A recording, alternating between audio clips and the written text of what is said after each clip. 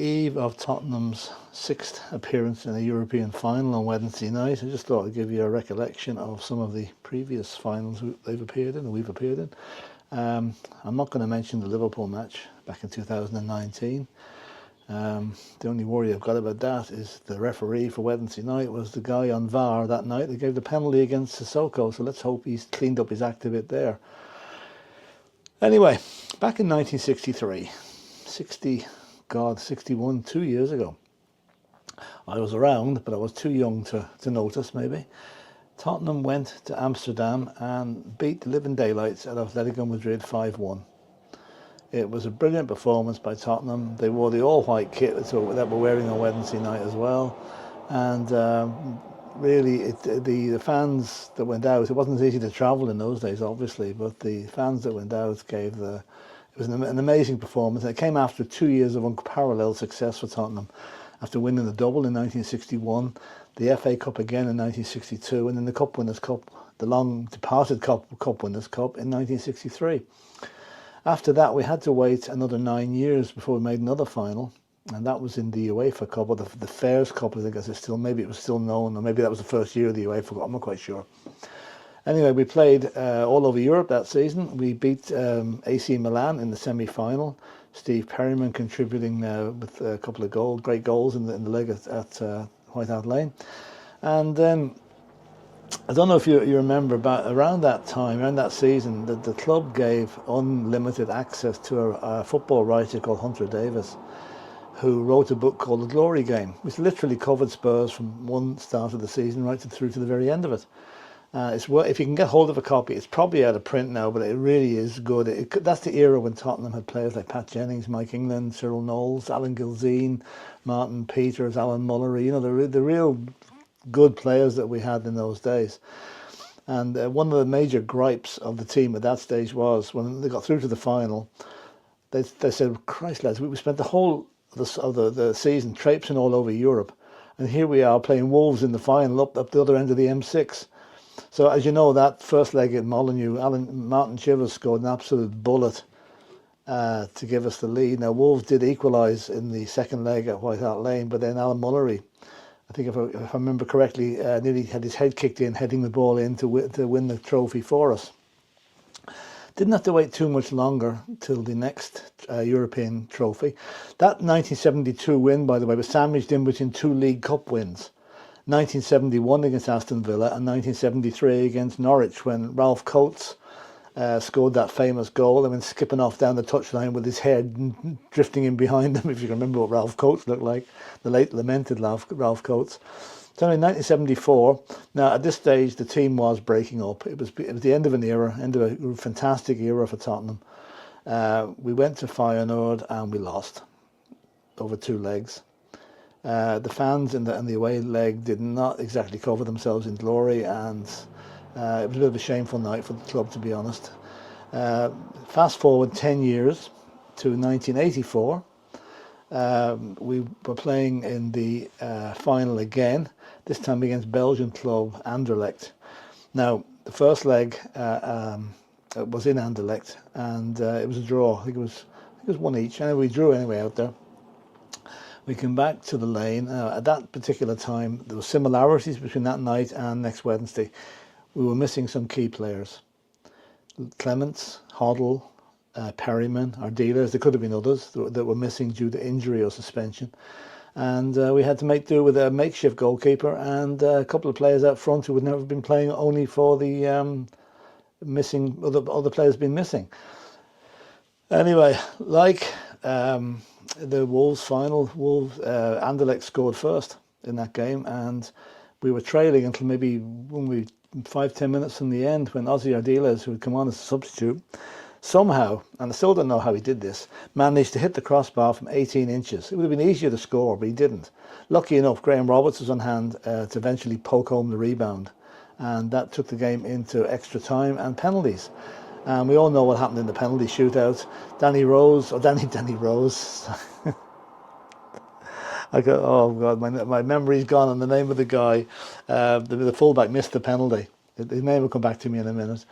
And the crowd really, they really chanted his name on the way back to the centre circle. Then Tony Parkes became a hero, saving Good Johnson's penalty. And that was it. It was Keith Birkinshaw's last game at the club. Again, the similarities are endless. This could very well be, not maybe his last game, but Ange Postecoglou's nearly his last game with the club, depending how things go. So there's an awful lot of similarities. Like, we're playing Manchester United. We've beaten them 3 times. 3 times this season. It'd be very Spursy to go out on Wednesday night and lose the 4th game, but I don't think we will. I think Ange has got the number of United. I think he knows how to play them. And I think we've got a point to prove. It's 17 years since our last trophy. Far too long. We win this trophy on Wednesday night and we're back in the Champions League. Now, some pundits are saying it's ridiculous that the teams that are in 16th and 17th position in the league can possibly get through to play in the Champions League. Forget the league form. It's the form in the UEFA Cup that has got us, or the Europa League, or whatever you want to call it, that has got us to where we are today. And if we get into the Champions League, we've earned it. Not because of our league form, but because of our cup form.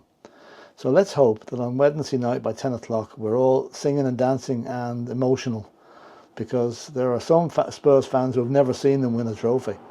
And this could be a great night for them. Crystal Palace did it on Saturday. Why can't we do it on Wednesday night? So let's get behind the team, get behind Ange, and let's say, come on, you Spurs.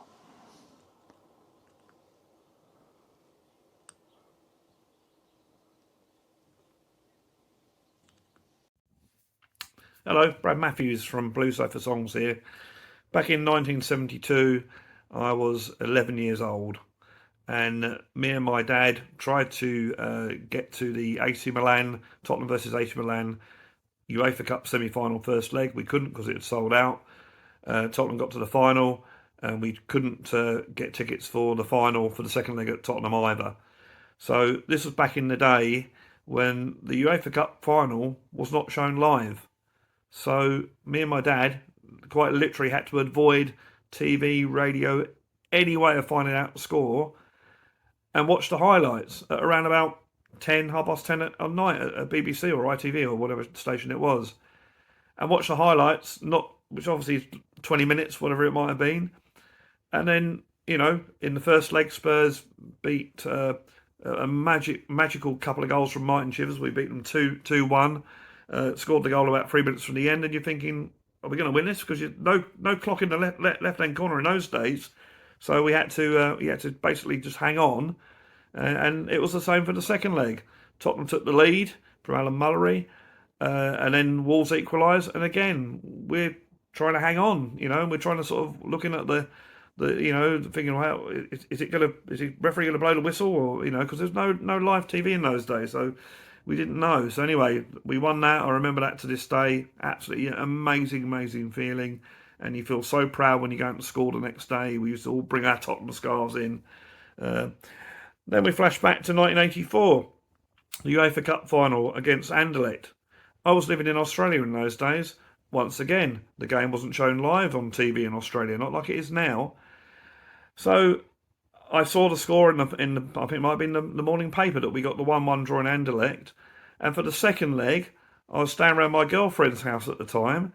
Woke up in the morning, switched the radio on, and found out that we won the UEFA Cup by the sports on the radio. So that's how we did it. And again, it was a great feeling.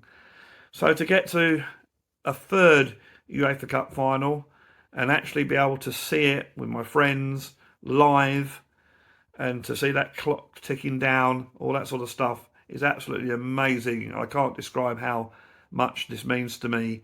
Unfortunately, I couldn't get transport to get to Bilbao to see it there.